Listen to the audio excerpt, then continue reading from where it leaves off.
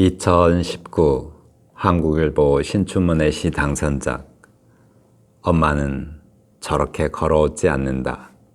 노혜진 62살의 뽀얀 속살입니다. 시야각으로도 알아볼 수 있습니다. 다 벗고 만날 수 있고 온몸을 훑고도 괜찮아요. 엄마는 떼수건과 우유를 손에 들고 옵니다. 우리는 깨끗해집니다. 두꺼운 발톱과 무좀을 병이라 부릅니다. 탕의 수증기는 소리와 이야기를 불러 모읍니다. 그 발톱으로 네일숍에 왔대 동료들이 웃었습니다. 회사에서는 엄마 얘기만 합니다. 아빠 얘기만 하는 동료들에게 묻지 않았습니다. 엄마가 없니? 질문은 되돌려집니다. 알고도 모르는 것들을 생각합니다. 동료를 엄마라고 불렀습니다. 아차 하면서 재채기처럼 웃었습니다. 자꾸 새어나오는 웃음만큼 웃음거리들이 쉽게 배어나오는 회사입니다. 제가 오늘 재채기를 했던가요? 바디 클렌저에서 수영장 냄새가 납니다. 미즈노 루리코의 헨젤과 그레텔의 섬이 떠오릅니다. 카페 화장실의 앞에서 스콘을 먹어야 했어요. 열고 닫히는 문은 섬이었다가 여름이었다가 코끼리였습니다. 30분 동안 읽었는데요. 시 한 편을 오래 보았습니다. 매일 달라지는 책을 동료에게 소개하지 않았습니다. 쓰는 모습을 알 리 없어요. 동료가 농담을 던졌습니다. 등단을 못하겠구나. 엉뚱한 발언을 잘하는 저의 별명은 소설가입니다. 시를 씁니다. 말하지 않아요. 동료들은 알고도 모르는 것일까요? 친구들은 어때요? 하면 엄마가 떠오릅니다. 저의 벗입니다. 같은 원한의 피자를 먹고 다른 날 같은 구두를 신습니다. 즐거운 시간은 떼어두었다가 서로에게 선물합니다. 기억이 풍성해지면 쪼그라드는 현재들, 진짜 벗들은 기억의 원안에 있어요. 항공사가 부도 직전이라는 소문이 돕니다. 엄마는 키위를 반으로 자릅니다. 포도를 씻고 귤을 깝니다. 키위의 씨만큼 늘어나는 의욕들, 과일 11통을 들고 출근합니다. 회사일까, 집단일까 궁금합니다. 급여가 돌아오지 않았으니 과일은 엄마에게 달아두는 외상입니다. 조금만 당돌해집니다. 구호가 필요합니다. 동료는 잘난 척을 하다가 동료들에게 혼쭐이 났습니다. 저도 잘난 척의 기질이 있습니다. 그러니 많이는 말고 조금만요. 늙어도 우리는 무섭습니다. 엄마는 겉보입니다. 매일 밤이 오다니 엄마는 차를 몰고 저를 데리러 옵니다. 조수석의 방석은 꽃무늬입니다. 여성이 되기 위해 꽃을 사들이고 무늬를 사들입니다. 우리는 부분적으로 우아합니다. 20살에 꾸었던 꿈의 일부를 이룬 것 같아요.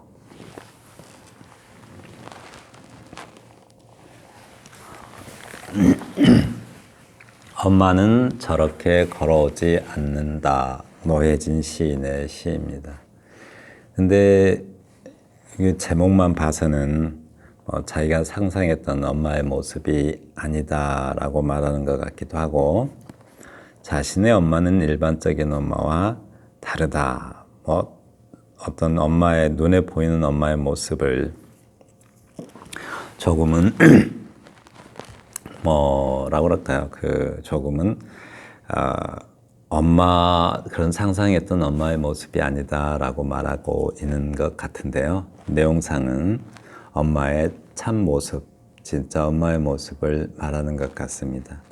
이 시를 읽기 전에 내용이 이야기처럼 이렇게 쭉 이어지지가 않죠. 그렇죠. 그런데 우선 시의 그 구성에 대해서 한 가지 알려드린다면, 그 심상적 영상 조립 시점이라는 용어를 어디서 배운 것 같아요. 근데 어떤 심상에 떠오르는 여러 어떤 단편들을 이렇게 모아서 이렇게 제시를 하고 있는 그런 모습입니다. 이야기를 쭉 꿰어가는 것이 아니라 하나의 모습, 두 개의 모습 이렇게 계속 연결해 갑니다. 그러니까 첫 번째 연에서 보시면 우선 62살의 뽀얀 속살입니다. 시야각으로 보아도 알아볼 수 있습니다. 다 벗고 만날 수 있고 온몸을 흙고도 괜찮아요. 엄마는 떼수건과 우유를 들고 들어옵니다. 우리는 깨끗해집니다. 이건 좀 어렸을 때 엄마 모습 같아요. 그러니까 목욕탕에서 부끄러움도 없는 그런 어떤 아줌마의 모습. 어쨌거나 그런 아줌마의 모습이 엄마의 한 가지 모습이었는데 어쨌거나 자기들은 깨끗해졌다고 합니다. 네, 이 하나의 모습하고 또 다음 연하고는 바로 이어지진 않죠. 목욕탕에서 다른 이야기로 넘어갔죠. 또 다른 장면이에요. 그러니까 여러 장면들을 조립하는 거예요. 이렇게 조립하는 그런 시점을 보이고 있습니다. 두꺼운 발톱과 무좀을 병이라 부릅니다. 탕의 수증기는 소리와 이야기를 불러 모읍니다. 그 발톱으로 네일 쇼보야 때 동료들이 웃었습니다. 두꺼운 발톱과 무좀을 병이라 부릅니다. 어떤 발톱과 무좀을 어떤 면에서는 관리를 못해서 생긴 병일 수도 있는데 이것을 그냥 병이라 부른다라고 해요. 어떤 고단한 삶에서는 어떤 아픔이 두꺼운 발톱하고 무좀으로 좀 형상화해서 표현한 것 같아요. 표현이 굉장히 좋죠. 어떤 그 삶의 어떤 모습을 어떤 사물에 빗대서 이렇게 형상화하는 것, 네, 시에서 참 보기 좋습니다. 그 네일숍에 어떤 동료들이 웃었대요. 그러니까 동료들이 네일숍에 갔다가 그런 아줌마들이 있었다라고 웃었는데 이 시인은 그 동료들이 웃음거리의 대상이 된 아줌마의 모습이 자기 엄마의 모습이었겠죠. 그래서 이렇게 쓴 것 같습니다. 엄마가 그렇게 무좀도 있고 발톱도 두껍고 그런 것 같아요. 회사에서는 엄마 얘기만 합니다. 아빠 얘기만 하는 동료에게 묻지 않았습니다. 엄마가 없니? 질문은 되돌려집니다. 알고도 모르는 것을 생각합니다. 라고 했어요. 시인은 엄마 이야기, 즉 엄마에 대해서 이야기가 많나 봐요. 엄마하고 친하게 지내고 또 엄마와 하는 일도 많고 그래서 엄마 이야기를 많이 하는 것 같아요. 어떤 회사에서도 어떤 머릿속에 자꾸 떠오르는 어떤 그런 존재인 거죠. 그리고 또 회사에서 자기가 대화를 하면 주로 엄마 이야기를 하고, 네, 그렇게 그런 존재가 엄마다라고 말하는 것 같습니다. 네. 동료를 엄마라고 불렀습니다. 아차 하면서 재채기처럼 웃었습니다. 자꾸 새어나오는 웃음만큼 웃음거리들이 쉽게 배어나는 회사입니다. 제가 오늘 재채기를 했던가요? 하고 말하고 있습니다. 그러니까 이 화자의 의식을 엄마가 얼마나 많이 차지하고 있는지 그 정도를 보여주는 게 바로 이 부분인 것 같아요. 동료한테도 엄마가 무의식도 차지하고 있기 때문에 동료를 순간적으로 엄마라고 부르는 경우가 있겠죠. 가끔씩 누님들하고 이야기할 때 자기도 모르게 누님을 엄마라고 부를 때가 있잖아요. 그런 의식을 차지하고 있는 그 정도를 이야기하는 것 같아요. 늘 엄마 이야기하고 늘 또 엄마 생각하고 이러면서 그러다 보니까 동료를 순간적으로 엄마라고 불렀나 봐요. 그러니까 재채기처럼 웃었습니다. 네, 킥킥거렸겠죠. 그러니까 그리고 또 뭐라 그래요? 제가 재채기를 했던가요? 이러는데 마치 안 했던 것처럼 딴청을 부리고 있죠. 그러니까 회사에서 어떤 그 말할 수 있는 이야기의 어떤 대상이 되는 그 엄마로서의 모습이 바로 이 한 가지 모습인 것 같아요. 회사에서도 바로 그런 존재인 거죠. 바디 클렌저에서 수영장 냄새가 납니다. 미즈노 노리코 헨젤과 그레텔의 섬이 떠오릅니다. 카페 화장실 앞에서 스콘을 먹어야 했어요. 열고 닫히는 문은 섬이었다가 여름이었다가 코끼리였다가 30분 동안 읽었는데요. 시 한 편을 오래 보았습니다. 라고 말했습니다. 그러니까 바디 클렌저에서 수영장 냄새가 났다 이 말은 글쎄요, 수영장에서 다녀오다가 아무래도 카페에 들린 모양이에요. 거기서 읽은 책이 어떤 그 미즈노 루리코의 헨젤과 그레텔이라는 섬인 것 같아요. 근데 이제 여기서 좀 갑자기 이런 막 내용이 나오잖아요. 이렇게 미즈노 루리코 헨젤과 그레텔이라는 섬, 헨젤과 그레텔의 섬. 헨젤과 그레텔은 그 뭐 그림 형제가 쓴 동화인데 그 헨젤과 그레텔의 섬은 미즈노 루리코의 시죠. 예. 근데 그 시를 읽었는데 카페 화장실에서 스콘을 먹어야 했다라고요. 스콘 아시죠? 빵. 그 조그맣게 만든 그 빵같이 생긴 거요. 그 스콘을 먹어야 했어요. 이 화장실 앞에서라는 말은 이게 무슨 말인지 정확히는 알 수 없지만 자기가 그 차지한 자리가 화장실 앞이 아니었을까 생각해요. 그런데 또 열고 닫히는 문이 섬이었다가 여름이었다가 코끼리였다가 30분 동안 읽었는데 시 한 편을 오래 보았습니다. 그러니까 그 방 안에 헨젤과 그레텔의 섬은 방 안에 코끼리가 있죠. 그 내용을 지금 이렇게 읽어가고 있는 것 같아요. 그죠? 문이었다가 뭐 또 섬이 되어 그 코끼리가 가라앉아서 또 여름이었다가 코끼리였습니다 라고 하잖아요. 그 헨젤과 그레텔의 시의 내용을 읽어가고 있는 것처럼 보입니다. 30분 동안 읽었는데요. 시 한 편을 오래 보았습니다 라고 말해요. 그 시가 좀 어려워서 오랫동안 읽었다라고 말하는 것처럼 보입니다. 매일 달라지는 책을 동료에게 소개하지 않았습니다. 쓰는 몰입을 알 리 없어요. 동료가 농담을 던졌습니다. 등단을 못하겠구나. 엉뚱한 발언을 잘하는 저의 별명은 소설가입니다. 시를 씁니다. 말하지 않아요. 동료들이 알고도 모르는 것일까요? 라고 말하는데 책은 매일 달라지는 책이라고 해요. 근데 이 책이 미즈노 루리코의 책은 아닌 것 같고 자기가 이야기하는 엄마에 대한 이야기를 말하는 것 같아요. 매일 달라지는 책을 아니면 자기가 쓰고 있는 내용, 시를 쓰든가 소설을 쓰든가 그런 쓰고 있는 내용의 책을 동료에게 소개하지 않았습니다. 라고 말하는 것 같기도 하고요. 쓰는 몰입을 알 리가 없어요. 저 동료는 그러니까 또 엄마의 이 책의 내용을 매일 달라지는 책의 내용이 엄마라면 그 엄마에 대해서 이야기를 지어가는 그 엄마 이야기를 하는 열심히 하는 그 몰입을 알 리가 없다라고 말하는 것 같습니다.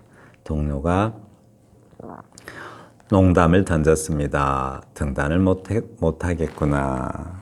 이야기를 구성하는 실력이 별로다, 뭐 내용이 별로다 이런 식으로 말하는 것 같죠. 엉뚱한 발언을 잘하는 저의 별명은 소설가입니다.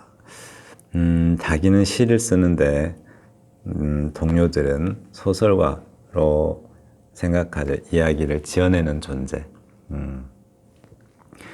시를 씁니다 말하잖아요. 동료들은 알고도 모르는 것일까요? 자기가 시를 쓰고도 말하지 않는다라고 말하는데 그건 아무래도 자기가 쓰는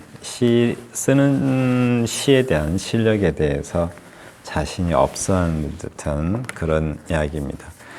그러니까 여기서는 자신에게 드러나는, 자신에게 의미하는 엄마의 존재를 또 하나, 엄마의 모습을 또 하나 소개하고 있는 것처럼 보입니다.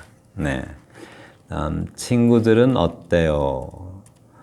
하면 엄마가 떠오릅니다. 저의 벗입니다. 라고 하는데요. 어떤 친구들이 있냐고 물어보니까 제일 먼저 떠오르는 게 엄마죠. 엄마가 가장 친한 친구예요. 저의 벗입니다. 같은 원안의 피자를 먹고 같은 원안의 피자를 먹는데요. 먹는 것도 함께 먹고 다른 날 같은 구두를 신습니다. 서로 구두 하나 가지고 서로 이렇게 교대해 가면서 신는다라는 것처럼 보입니다. 즐거운 시간은 떼어두었다가 서로에게 선물합니다. 어떤 즐거웠었던 일, 낮에 있었던 일, 밤에 뭐 집에 가서 수다를 떤다든가 뭐 이런 식으로 서로 공유한다고 합니다. 하루하루를 시시콜콜 이야기하면서 친하게 지내는. 저희 그러니까 엄마는 저렇게 걸어오지 않는다라고 말하는 게 어쩌면 엄마가 아니라 친구이다라고 말하는 것처럼 보이죠. 기억이 풍성해지면 쪼그라드는 현재들, 진짜 벗들은 기억의 원안에 있어요 라고 하는데요. 기억이 풍성해지면 과거에 있었던 이야기들이 막 떠올라서 이야기를 막 하다 보면 뭐 수다도 떨고 이러다 보면 현재가 또 현재 해야 될 일이 또는 현재라는 시간이 뭐라 그럴까요? 그 현재 좀 가볍게 여겨지는 거죠. 그러니까 과거에 있었던 일들을 막 수다 떨다 보면 현재 해야 될 일들을 방치한다든가 뭐 미룬다든가 이런다라고 말하는 것 같습니다. 그리고 기억이 풍성해지면 진짜 벗들은 기억의 원안에 있어요 라고 하는데 아까 위에서 잠시만요. 여기 보시면 여기 있네요. 원안의 피자. 이 원안의 피자라고 하는데 피자는 함께 나누어 먹는 음식인데 또 밑에서 아까 여기 기억의 원 기억의 원이라고 이렇게 일치시키고 있죠. 이렇게 기억의 원 이렇게. 친구는 정말 친한 친구는 그렇죠. 눈앞에 없어도 어떤 그 하나의 표상으로서 기억 속에 존재한다라고 말하는 것 같습니다. 항공사가 부도 직전이라는 소문이 돕니다. 엄마는 키위를 반으로 자릅니다. 포도를 씻고 귤을 깝니다. 키위의 씨만큼 늘어나는 의혹들, 과일열 한 통을 들고 출근합니다. 회사일까 집단일까 궁금합니다. 급여가 돌아오지 않았으니 과일은 엄마에게 달아두는 외상입니다. 자기 회사와 관련돼서 엄마의 의미를 또 설명하고 있습니다. 그러니까 항공사가 부도 직전이라는 거 봐서 좀 회사 상황이 좋지 않아서 무슨 임금 투쟁을 하고 있는 것 같죠. 근데 그때 엄마가 뭘 음식을 챙겨줘요. 직장에 가서 동료들하고 같이 먹으라고 챙겨주는 것 같기도 하고요. 그리고 또 뭐랄까요. 딸이겠죠, 화자가. 가족같이 지내는 어떤 직장 동료들까지 어떤 생각하는 엄마의 모습, 뭐 그런 따뜻한 이웃집 아줌마의 모습을 하나의 엄마로서 이렇게 제시하고 있어요. 그러니까 자기가 생각했던 원래 일반적인 엄마의 모습이 아니라 이런 바로 친구 같은 엄마의 모습, 또 여기는 뭐 따뜻한 아줌마 같은 엄마의 모습, 뭐 이런 식으로 이렇게 계속 다른 모습들이 제시되고 있죠. 조금만 당돌해집니다. 구호가 필요합니다. 동료는 잘난 척하다 동료들에게 혼쭐이 났습니다. 저도 잘난 척의 기질이 있습니다. 그러니 많이는 말고요. 조금만요. 라고요.